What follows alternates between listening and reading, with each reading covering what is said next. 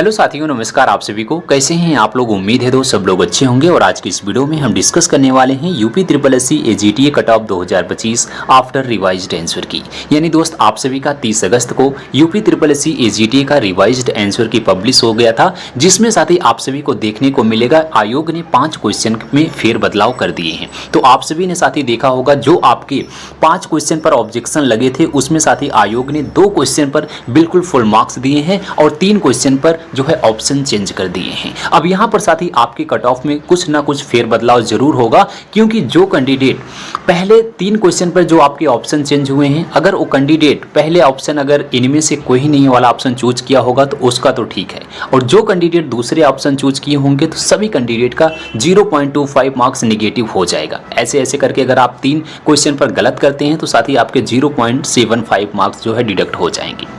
और बाकी आपका जो कंपटीशन होगा दोस्त, अब आपको पता है कि 2 क्वेश्चन पर आप सभी को फुल मार्क्स मिल गए हैं और आपका जो ओवरऑल कंपटीशन होने वाला है सिर्फ और सिर्फ 98 नंबर पर आपका कंपटीशन होगा। क्योंकि दोस्त 100 नंबर में आपका था, तो जब 2 नंबर सभी कैंडिडेट को साथ ही फुल मार्क्स मिल गए हैं तो कंपटीशन बचा कितना? कंपटीशन आपका 98 में से हो गया है। क्योंकि दो नंबर तो साथ ही सभी कैंडिडेट के होंगे जिन्होंने भी उस क्वेश्चन को अटेम्प्ट किया हो या ना किया हो, या सही किया हो या गलत किया हो। तो 2 नंबर सभी कैंडिडेट को मिले हैं जितने कैंडिडेट एग्जाम दिए थे।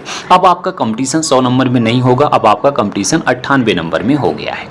अब इसी पर साथ ही हम आज आपको पूरा बताने वाले हैं कि आपका साथी रिवाइज्ड आंसर के आने के बाद क्या आप सभी का एक्सपेक्टेड कट ऑफ रहने वाला है, कितना आप सभी का सेफ स्कोर होगा। कैटेगरी वाइज आपको साथी सेफ स्कोर बताएंगे, और जितना भी आप लोग को अब स्कोर बताने वाले हैं दोस्त, अगर आप लोग का उतना नंबर टोटल मिला करके आ रहा होगा तो आराम से आप लोग बिल्कुल सेफ हैं, आप लोग आगे की तैयारी कर सकते हैं, डीबी के लिए आप लोग जा सकते हैं।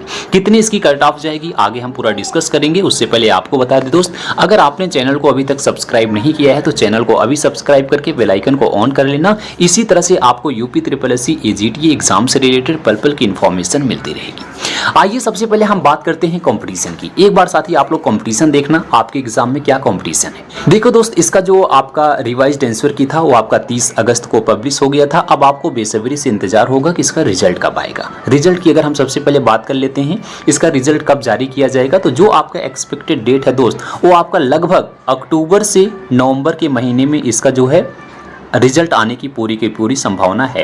लास्ट वीक ऑफ अक्टूबर हो सकता है या आपका नवंबर हो सकता है। तो नवंबर के मिड ऑफ नवंबर तक आपका जहां तक पॉसिबिलिटी है दोस्त कि आपका रिजल्ट पब्लिश हो जाएगा, क्योंकि इस बार आपका प्रोसेस इसका बहुत फास्ट चल रहा है। देखेंगे तो आपका जुलाई में ही यानी 22 जुलाई की इसकी जो है प्रोविजनल आंसर की आई थी। उसके बाद एक ही महीने के बाद आप सभी का जो है फाइनल रिवाइज्ड आंसर की भी आ गया। ये अपने आप में बहुत अच्छा प्रोसेस, ठीक चल रहा है, फास्ट चल रहा है। उस हिसाब से देखेंगे तो रिजल्ट आप सभी का बहुत जल्द आएगा। रिजल्ट आपका अक्टूबर नवंबर तक आ जाना चाहिए, जिस हिसाब से ये चल रहा है।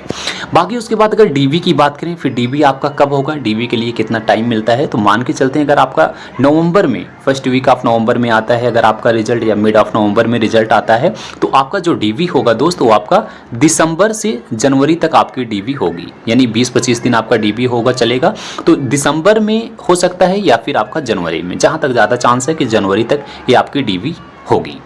तो ये आपका एक्सपेक्टेड डेट है। साथ ही यहाँ तक लगभग आपका रिजल्ट आ जाएगा और आपका डीबी हो जाएगा। अगर हम उसके बाद बात करते हैं कि क्या आपके एग्जाम में कंपटीशन है, एक बार आप लोग कंपटीशन समझना दोस्त कि इसमें कितनी पोस्ट थी, कितने लोग एग्जाम दिए थे, उस हिसाब से एक सीट के लिए क्या कंपटीशन है, फिर आपको आइडिया लग जाएगा आपका कट ऑफ क्या जाएगा। क्योंकि पूरा का पूरा जो कट ऑफ डिपेंड करता है वो आपके कंपटीशन पर डिपेंड करता है कि कितनी पोस्ट होती है, कितने लोग एग्जाम दिए हैं, एक सीट के लिए क्या कैंडिडेट का कंपटीशन आ रहा है। तो यहाँ पर देखेंगे दोस्त, आपकी इसमें जो टोटल पोस्ट है, कितनी पोस्ट थी, 3446 इसमें टोटल पोस्ट थी।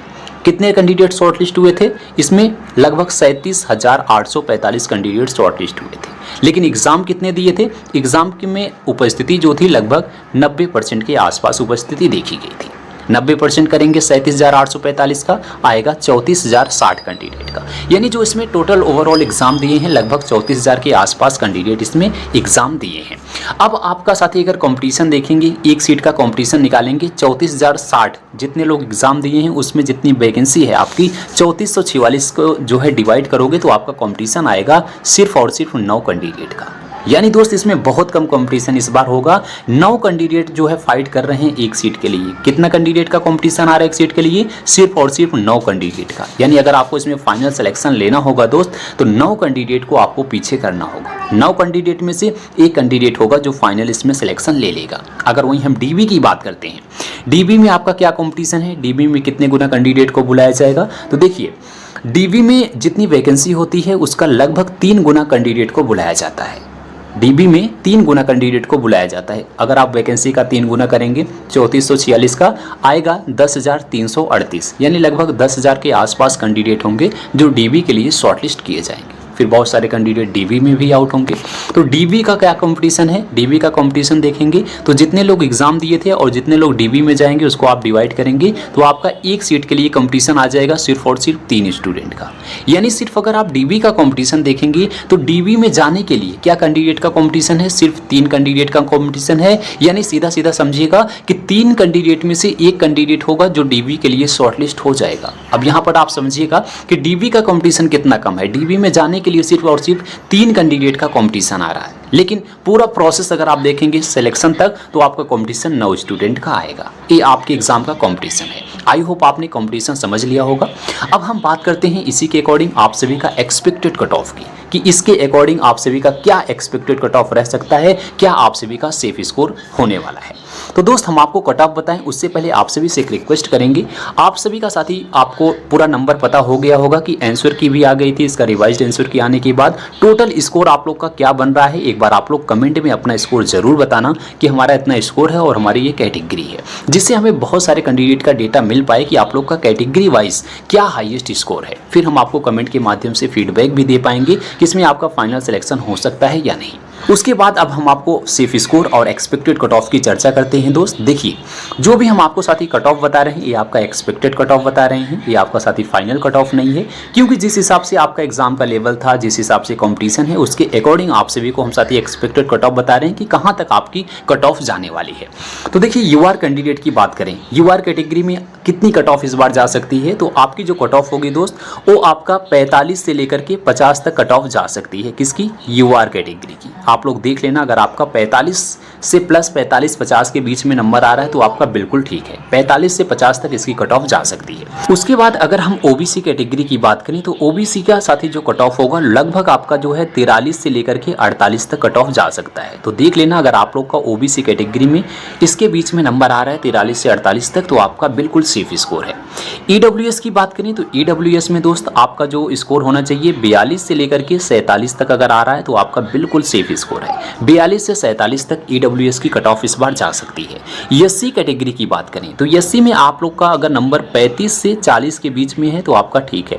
35 से 40 वाले अपने आप को बिल्कुल सेफ समझ सकते हैं। इसकी जो कट ऑफ होगी लगभग 35 से 40 के बीच में देखने को मिलेगी। बाकी एसटी कैटेगरी की बात करें तो एसटी का आप लोग मान के चलना 33 से लेकर के 38 तक आप लोग का नंबर इसके बीच में होना चाहिए।